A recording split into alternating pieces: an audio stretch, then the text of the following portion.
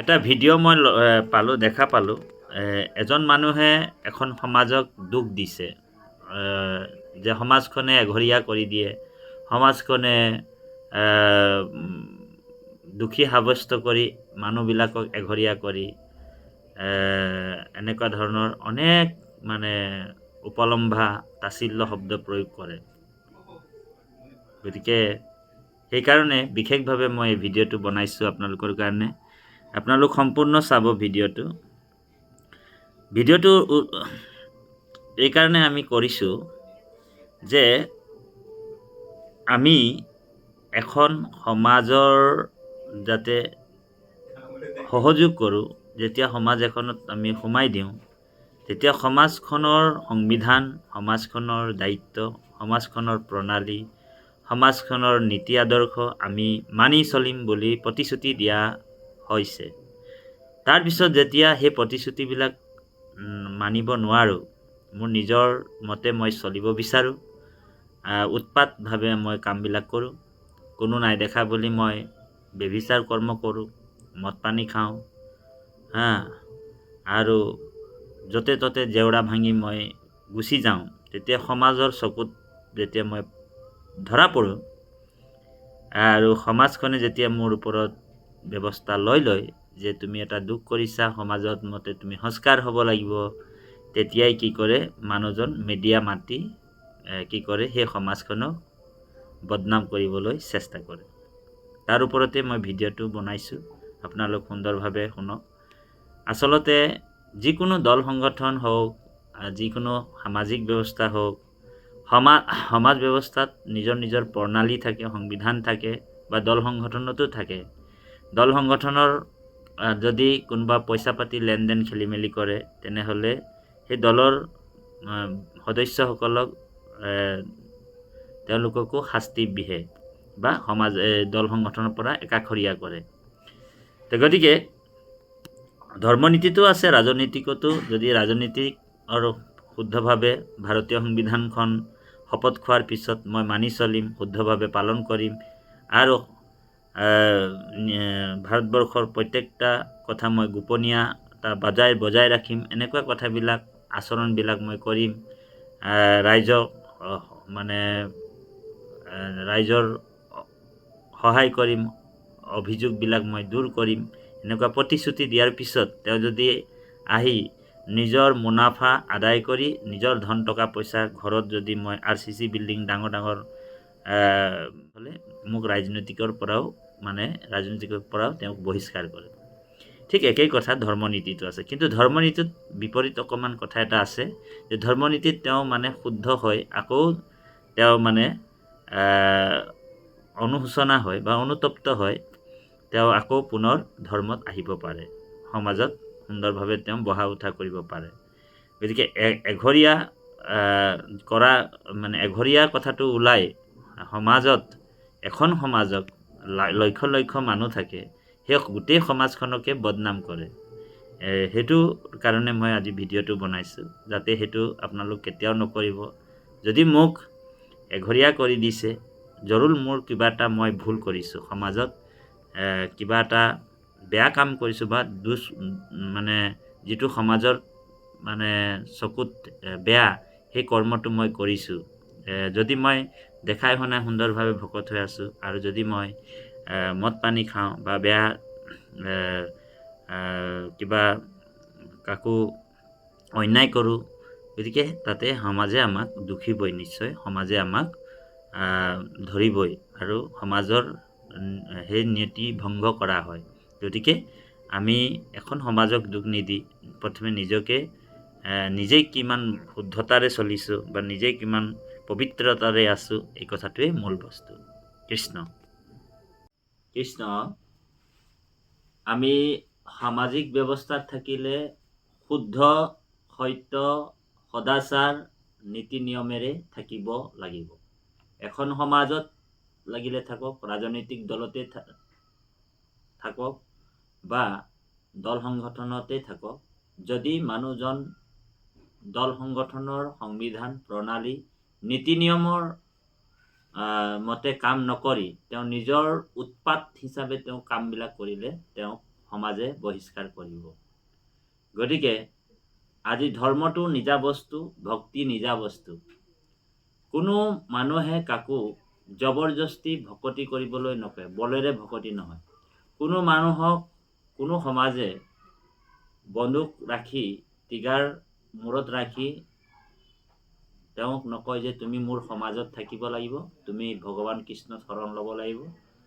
সেইবুলি কাকো বলেৰে নকৰে, নিজেই স্ব ইচ্ছাৰে সমাজখনত যায়। সমাজৰ নীতি নিয়ম পালন কৰিব নোৱাৰাৰ কাৰণে বহুতে এঘৰীয়া হয়।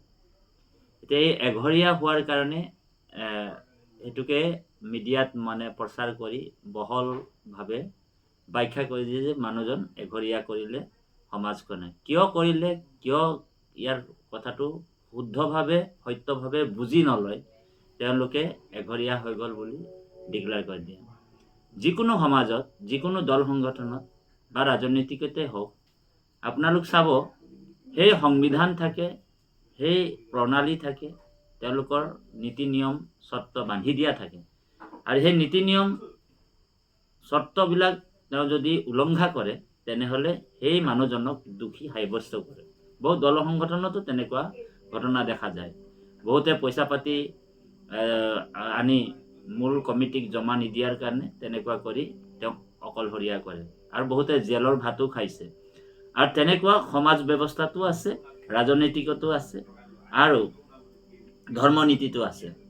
ধৰ্মত মানুহে এজনে যদি ধৰ্মত আচৰণ শুদ্ধভাৱে মই পালন কৰিম বুলি শপত খোৱাৰ পিছত, প্ৰতিশ্ৰুতি দিয়াৰ পিছত যদি সেই প্ৰতিশ্ৰুতিটো তেওঁ পালন কৰিব নোৱাৰে, তেনেহ'লে সমাজৰ মানুহে, সমাজৰ ভকতে তেওঁক বহিষ্কাৰ কৰিব।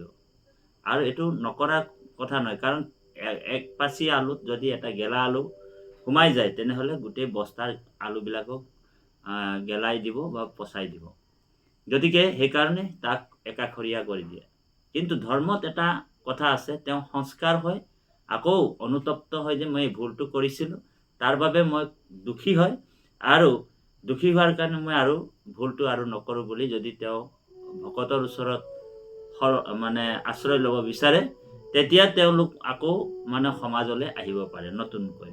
সেইটো ব্যৱস্থা ধৰ্ম অনুষ্ঠানত আছে। গতিকে বেলেগ দল সংগঠনত এইটো ব্যৱস্থা নাই। এবাৰ বদনাম হ'ল, তেওঁক আৰু বিশ্বাসত নলয়। কিন্তু সমাজ ব্যৱস্থাত, ধৰ্মীয় সমাজ ব্যৱস্থাত এই তত্ত্বটো আছে। গতিকে ধৰ্মটো নিজা বস্তু, ভক্তিটো নিজা বস্তু। আপোনালোকক মই কাতৰে অনুৰোধ কৰিছোঁ, বিনম্ৰ অনুৰোধ কৰিছোঁ, আপোনালোক ভেকচন ধৰি কিনি ধৰ্ম সমাজত যাব নালাগে। বা আপোনালোকক সমাজ এখন দৰকাৰ আছে, কোনোবা ভাবে যে মোক এটা সমাজৰ দৰকাৰ আছে, মোৰ বিয়া হ'ব দুদিনমানৰ পিছত, ছোৱালীৰ বিয়া, ল'ৰাৰ বিয়া, মই এনেকুৱা এটা সমাজ পালে যাতে মোৰ বিয়াৰ কামবিলাক ভকতে আহি কৰি দিব। আৰু তেনেকুৱা দল সংগঠন, তেনেকুৱা ধৰণৰ সমাজ ব্যৱস্থাত থাকি আপোনাৰ লাভ নহ'ব। কিছুমান ভাবে যে মোৰ দেউতা ঢুকাব, পিতৃ ঢুকাব, মাতৃ ঢুকাব, বিয়োগ হ'ব, তেনেকুৱা ধৰণৰ মানুহে সমাজলৈ থাকে। আৰু যেতিয়াই সমাজৰ মানুহে তেওঁ ভুল কৰ্ম এটা কৰে, কোনোবা মদ পানী খায়, উৎপাত কৰে, আৰু এই কথাবিলাক যেতিয়া ভকতৰ কাণত, সমাজৰ কাণত পৰে, তেতিয়া তেওঁক দুখী এটা সাব্যস্ত কৰে। সেইবুলি তাক কোনো দণ্ড নিদিয়ে, তেওঁক একাষৰীয়া কৰে। তেওঁলোকে তেওঁক অনুতপ্ত হ'বৰ কাৰণে সেইটো শাস্তি দিয়ে। গতিকে সেই শাস্তিটোকে আকৌ মিডিয়াই প্ৰকাশ কৰি এটা সমাজ ব্যৱস্থা, এটা সংগঠনক বদনাম কৰি দিয়ে। গতিকে এইটো আমি যাতে নকৰি, এটা শুদ্ধ সত্য পবিত্ৰ ধৰ্মত যেতিয়া আপুনি আহিলে বা আমি সোমাওঁ, তেতিয়া আমাৰ নিজৰ স্ব ইচ্ছাৰে প্ৰতিশ্ৰুতি দি মই সমাজখনত থাকিম, সেই প্ৰণালীটো, সেই নীতি, সেই সমাজখনৰ নীতি, সেই আচৰণ গোটেইবিলাক মই মানি চলিম বুলি মই প্ৰতিশ্ৰুতি দিয়াৰ পিছতো যদি সেই মানুহজন যদি প্ৰতিশ্ৰুতি ভংগ কৰে, তেতিয়া সমাজৰ এটা দায়িত্ব আছে। সমাজখন মানে মোৰ কাৰণে ৰৈ নাথাকে, সমাজটো মই নাথাকিলেও সমাজখন চলি থাকিব। গতিকে সেইকাৰণে আমি সমাজ এখনক দোষ সাব্যস্ত কৰাৰ আগতে আমি নিজকে অনুশোচনা কৰিব লাগিব, অনুতপ্ত কৰিব লাগিব যে আমি সমাজখনত কি ধৰণে মই ব্যৱস্থা কৰি আছোঁ, কেনেকুৱা আমি সমাজ। যে একশৰণ হৰিনাম ধৰ্মত আছে, আপুনি যদি একশৰণ হৰিনাম ধৰ্মটো পালন শুদ্ধভাৱে নকৰি আপুনি যদি ব্যভিচাৰ কৰে, ব্যভিচাৰ ভক্তি কৰে, তেতিয়া সমাজৰ যিবিলাক বান্ধোন আছে, সমাজৰ বান্ধোনৰ পৰা আপুনি এৰাই যদি বিভিন্ন দিশত আপুনি চবটোৱে মানে কৰিব বিচাৰে, ধৰি লওক চব বস্তুটোৱে আপোনাক দৰকাৰ আছে, তেনেহ'লে আপুনি নাস্তিক হৈ থকাটোৱে লাভ আছে। কাৰণ আপুনি চব বস্তুৰে সোৱাদ ল'ব বিচাৰে। চব বস্তুতে যদি আপুনি যাব পাৰে, তেতিয়াহ'লে আপোনাক কোনো ধৰ্ম বা কোনো ৰীতি নীতি বা আদৰ্শৰ কোনো প্ৰয়োজন নাই। আপুনি চবতে যাব পাৰে, আপোনাৰ মুকলি আছে। কিন্তু আপুনি যদি এখন সমাজত শুদ্ধ সত্য সমাজখনক আপুনি দেখিলে যে সেইখনত মই গ'লে মোৰ আত্মতত্ত্ব জ্ঞান হ'ব, মোৰ ভক্তি হ'ব, মোৰ ধৰ্ম হ'ব, আৰু সেই তাত গৈ কিনি আপুনি আকৌ লেটি পেটি কৰি থাকিলে মানে সেইখন সমাজে আপোনাক বহিষ্কাৰ কৰিব, সেইটো নিশ্চিত। সেইটো আপুনি দুখ পায়ো লাভ নাই, আৰু সেই সমাজখনক বদনাম কৰি আপোনাৰ কোনো লাভ নহয়। সেইকাৰণে আমি এঘৰীয়া কিহৰ কাৰণে হৈছোঁ, প্ৰশ্নটো এইটোৱে। যিটো সমাজে পৰিষ্কাৰ পৰিচ্ছন্নতা কৰি আমি শুদ্ধভাৱে আচৰণ কৰি আমি চলিবলৈ যিটো উপায় বিহিছে, আৰু সেইটো নকৰি যদি আমি বেভিচাৰ কৰি থাকিম সদায়, তেতিয়া সমাজখনে আমাক দোষী সাব্যস্ত নিশ্চয় কৰিব। গতিকে আমি বিনম্ৰ সেৱা জনাইছোঁ যে সমাজত অকল যে প্ৰত্যেকটা সমাজ বা প্ৰত্যেকটা হেৰিত যে বেয়া মানুহ নাথাকিব সেইটো নহয়। বহুত সমাজত বেয়া মানুহ থাকে, ভিতৰি ভিতৰি দেখাবা এটা ভকত হৈ থাকে, ভিতৰি ভিতৰি এটা কাম বেলেগ কৰি থাকে, কোনো নেদেখাকৈ মদ পানী খাই থাকে, আকৌ নামঘৰত যাবৰ টাইমত তেওঁ ভকত হৈ থাকে। কোনোবা মনে মনেও বেয়া কাম কৰি থাকে, গাহৰি মদ কিবা মাংস এইবিলাক খাই থাকে, বেবিচাৰ কৰি থাকে।